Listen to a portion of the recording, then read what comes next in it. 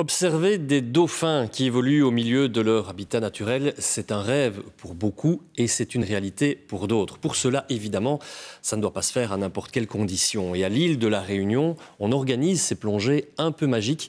Une observation passive avec pour seul équipement des palmes, un masque et un tuba. Mathieu Alonso et Annabelle Issas. C'est une immersion qui marque à vie.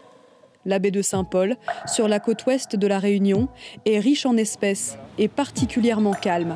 L'endroit idéal pour faire de belles rencontres. On se sent petit dans l'océan, c'est pas notre milieu naturel, c'est le leur. On est un peu les invités, donc c'est impressionnant d'être parmi eux.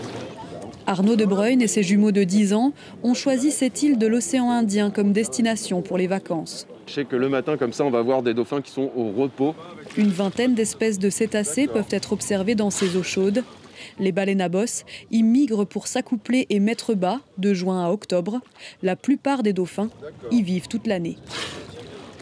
C'est des animaux fantastiques, ultra malins et très très beaux. Ils sont 72 à La Réunion, les Adincus, donc on les connaît presque tous. Cela fait une dizaine d'années que ce guide s'est spécialisé dans l'observation passive des cétacés. Là, j'en connais peut-être un ou deux qu'on voit régulièrement. Je sais que c'est les mêmes groupes qu'hier, par exemple. C'est aux mammifères marins de décider s'il offre ou non la rencontre à ses visiteurs. On va essayer de ne pas transmettre d'agressivité. On va leur montrer qu'on est à peu près au même biorhythme qu'eux, c'est-à-dire lent et puissant. On va se retourner et on va glisser lentement comme ça, sans faire de splash. Chaque immersion nécessite rigueur et maîtrise. Les jumeaux de 10 ans ont déjà enfilé leurs palmes, leurs masques et leurs tubas. Le principe, c'est d'être passif, donc de ne pas bouger. Tu vas voir, jeune homme, que si tu gigotes pas, tout se passe bien. Le groupe de plongeurs tente une approche, bien groupée. La chaîne humaine s'immobilise à quelques mètres du banc d'Adincus. Les grands dauphins de 2,50 m leur offrent un instant magique. Il y en avait un qui s'est arrêté juste devant nous. C'est bien, on va doucement comme ça, alors on fait mieux les voir. C'est plus chouette. Et eux, ils trouvent aussi ça plus chouette alors. C'est la deuxième fois qu'on plonge avec les dauphins et donc j'ai vraiment apprécié cette approche.